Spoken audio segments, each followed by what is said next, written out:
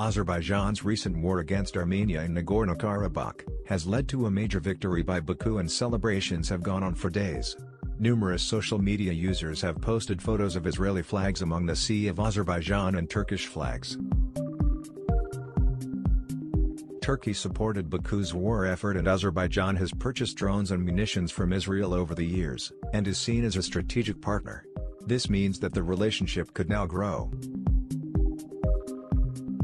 The question now emerges whether this will strengthen Baku's relations with Jerusalem. Israel and Azerbaijan share several interests, one of which is energy trade and defense trade. Beyond that, there are other considerations. Azerbaijan is a Muslim, Shiite country, and Israel has been making inroads with Muslim countries in recent years. In addition to Azerbaijan, Israel has enjoyed warm relations with Senegal and used to have better relations with Turkey. There are also new openings in the Gulf and in Kosovo. Together, these are relationships based on numerous layers, one of which is coexistence and tolerance. Israel has much to offer Baku in the way of technology and cooperation. Azerbaijan is a neighbor of Iran, and Iran's regime is one of Israel's main threats in the region. The waving of Israeli flags in Baku is an illustration of Azerbaijan's openness to Israel. There have also been pro-Azeri rallies in Israel. On the flip side, Israel-Armenia relations have been damaged. These relations were just starting out after years of the cold shoulder. Armenians posting online messages blame Israel for their loss, and there is widespread anger. That is unfortunate, because Jews and Armenians each share a history of suffering. However, complex modern politics have got in the way, one of which is the power politics of international relations and how strategy has meant Azerbaijan, which borders Iran, is more important to Israel than Armenia. Israel enjoys amicable relations with Russia and would generally like to see peace in the Caucasus, a place where Israel has no political interests. Similarly, Azerbaijan rarely expresses deep interest in the Israeli-Palestinian conflict, seeing the Middle East as further away from its traditional corridors of influence. The recent war may change that, and it means Israel will have to tread carefully in coming years as it looks to keep the strategic relationship as strong as ever.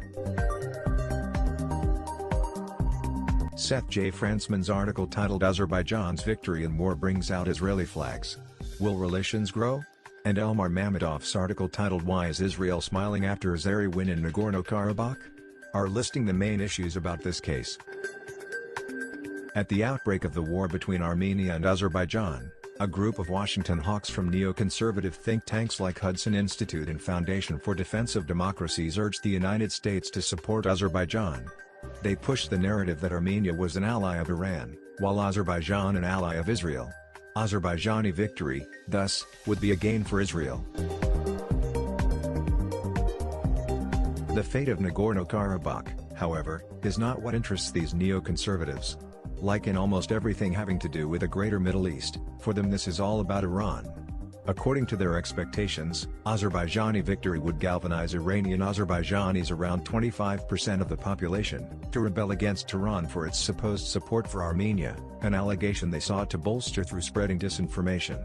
An Azerbaijani uprising would usher into the hawks' long-cherished dream, the collapse of the Iranian state. The active military phase of the war in and around Nagorno-Karabakh ended on November 10 with a Russian-facilitated truce. Under its terms, Azerbaijan secured the return of all its territories surrounding Nagorno-Karabakh that had been held for a quarter-century by Armenian forces, as well as part of the enclave itself. Some 2,000 Russian peacekeepers entered the region to secure the new status quo that cements Azerbaijani gains. On the face of it, Israel is a winner in such an outcome.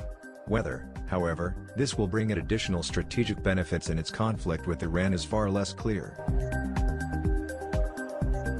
Azerbaijani-Israeli relations are based on a bargain that sees Israel sell weapons to Azerbaijan, purchase its oil and lobby on behalf of Baku in Washington.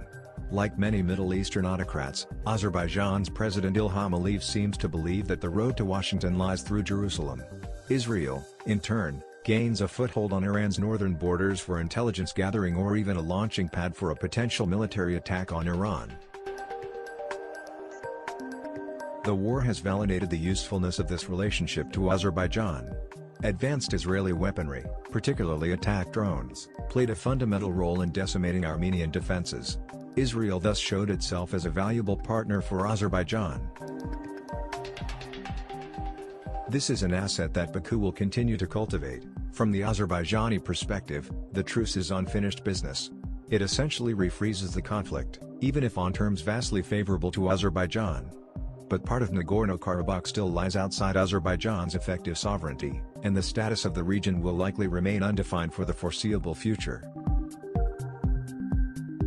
Azerbaijan will need Israel's help in securing American support in future diplomatic battles over the final settlement, as well as its weapons in order to maintain a qualitative edge over Armenia. In exchange, Azerbaijan will continue allowing Israeli spies to operate on its territory with Iran in their crosshairs. However, hopes of the pro-Israeli hawks that Azerbaijan would go further and facilitate their plans to destabilize Iran amount to wishful thinking. During the war, Aliyev handled relations with Tehran with considerable skills. He denied reports in Azerbaijani media that Iran helped Armenia with arms transfers from Russia. In a maneuver calculated to neutralize Tehran's potential tilt to Armenia, he and his aides went out of their way to emphasize friendship and deep ties between Azerbaijan and Iran. Tehran, meanwhile, wary of its own Azerbaijani minority, sent political and religious messages to reassure Baku of its support for Azerbaijan's territorial integrity. Supreme Leader Ayatollah Ali Khamenei stressed this point in his speech on November 4, laying out Iran's approach to the conflict. On this basis, Deputy Foreign Minister Abbas Araghchi presented Iran's peace ideas in his tour of the region.